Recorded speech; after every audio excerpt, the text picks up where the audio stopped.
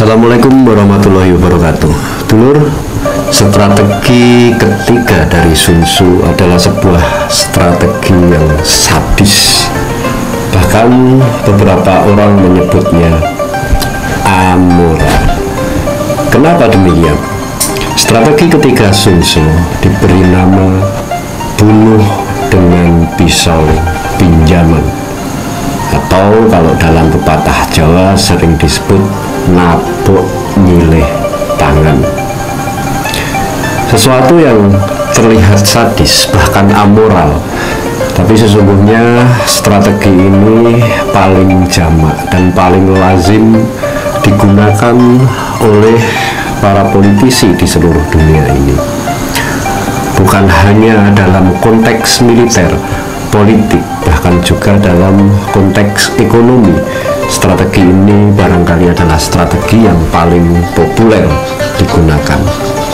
Bunuh dengan pisau pinjaman, nabok nyilih tangan.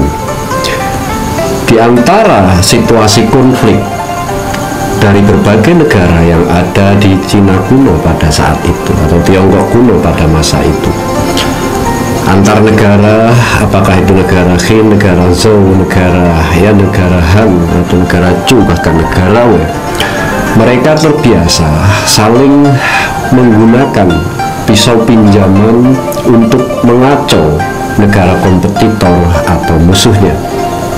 Negara Qin misalnya seringkali menggunakan kekuatan negara Han untuk mengacau negara Zhou. Sebaliknya, negara Zhou kerap sekali menggunakan kekuatan negara Chu untuk mengacau negara Qin. Begitu sebaliknya, antara satu negara dengan negara lain, mereka saling menggunakan pisau pinjaman untuk mengacau negara kompetitor atau negara musuhnya. Pisau pinjaman itu bisa berupa apa saja. Bisa berupa kekuatan militer negara sekutu, bisa melalui para pedagang negara sekutu atau diplomat para negara sekutu, atau bahkan sebaliknya bisa menggunakan pangeran-pangeran negara lawan yang kebetulan menjadi mantu salah satu petinggi negara kompetitor. Dengan cara-cara tertentu, intimidasi atau tekanan-tekanan tertentu, bahkan dengan cara menyandra anak si pangeran, kemudian pangeran ini ditekan untuk mengacau negara asalnya. Ini terjadi pada kasus saat pangeran Qin tinggal di negara Zhou karena menikah dengan salah satu putri di negara Zhou.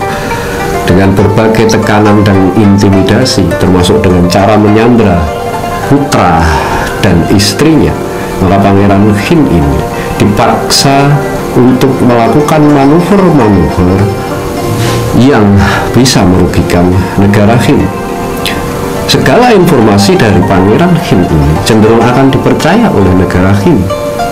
Maka pangeran Qin ini betul-betul dimanfaatkan oleh negara Zhou untuk mengacau kondisi internal negara Qin. Dan ini jamak terjadi antara satu negara dengan negara lain. Dalam kisah Tanah Jawa atau dalam kisah Nusantara, kita sering mendengar bagaimana paparan sejarah masa lalu. Strategi nabok nyilih tangan ini juga banyak digunakan para raja yang berseteru dengan raja lainnya atau berseteru secara internal di tubuh kerajaan. Kisah yang paling masyhur adalah kisah Mahapati Halayuda, di mana pada masa awal berdirinya kerajaan Majapahit hingga masa Raja Jayanegara, Mahapati Halayuda memegang peranan yang sangat penting dalam mengacaukan kondisi internal Majapahit dengan strategi nabok nyilih tangan.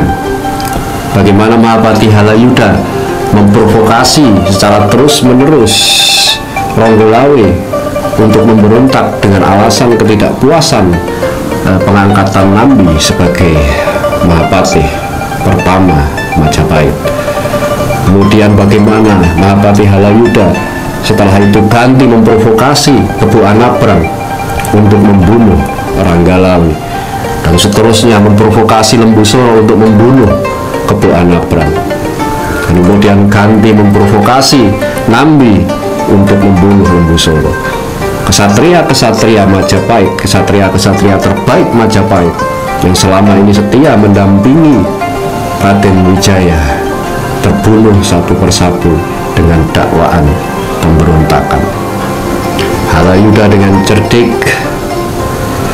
memprovokasi, menghasut satu kesatria, menggunakan kekuatannya untuk menyingkirkan atau membunuh kesatria yang lain, yang pada akhirnya tujuan utamanya adalah bagaimana dia bisa menjadi seorang Mahapati. Dan tujuan itu tercapai manakala Mahapati Halayuda juga berhasil menggunakan kekuatan kerajaan, kekuatan militer Raden Wijaya untuk membunuh Nambi yang sedang bertirah ke Lumajang dengan tuduhan melakukan pemberontakan. Hingga akhirnya di masa Raja Jayanegara, Mahapati berhasil menduduki jabatan Mahapati Majapahit. Meskipun akhirnya nasibnya bersifat tragis di era pemberontakan Rakuti terhadap Jayanegara, tapi keberhasilan taktik dan strategi Halayuda ini banyak menginspirasi kerajaan-kerajaan lain, kesatria-kesatria dari kerajaan lain pada masa-masa berikutnya untuk melakukan atau menggunakan strategi natok milih tangan ini. Dalam berbagai peralihan kekuasaan dari satu kerajaan ke kerajaan lain, umum sekali strategi ini digunakan. Bahkan dalam konteks politik kontemporer, apakah itu di belahan dunia lain atau di Indonesia, sampai saat ini strategi bunuh dengan pisau pinjaman ini masih sangat populer.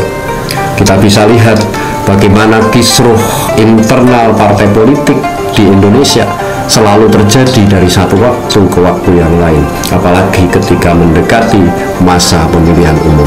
Selalu saja ada partai politik yang mengalami kisruh internal, perpecahan, dan pada akhirnya terjadi dua kepengurusan yang melahirkan kemudian KLB dan penyingkiran terhadap tokoh-tokoh tertentu. Kita sadari semua bahwa situasi ini sesungguhnya diinginkan oleh kekuatan tertentu yang meminjam kekuatan internal untuk mengacaukan salah satu partai. Ini jamak terjadi juga dalam berbagai kontestasi, apakah itu pilkada, pemilu legislatif, atau bahkan pilpres. Kita tahu beberapa waktu yang lalu Mahfud MD hampir saja dipilih menjadi wapresnya Jokowi pada pemilu Pilpres 2014. Tapi di detik-detik akhir dengan strategi nampuk milih tangan ini, tiba-tiba wakil Jokowi bergeser ke Kiai Haji Ma'ruf Amin. Terlepas dari segala akhir pertarungan yang tetap dimenangkan oleh Jokowi dan Kiai Haji Ma'ruf Amin, tapi semua mafhum bahwa ada strategi nampuk milih tangan dalam peristiwa itu. Apakah strategi nampuk milih tangan bunuh dengan pisau pinjaman ini juga masih akan terjadi pada pemilu atau Pilpres 2024? Kita lihat bersama-sama. Assalamualaikum warahmatullahi wabarakatuh.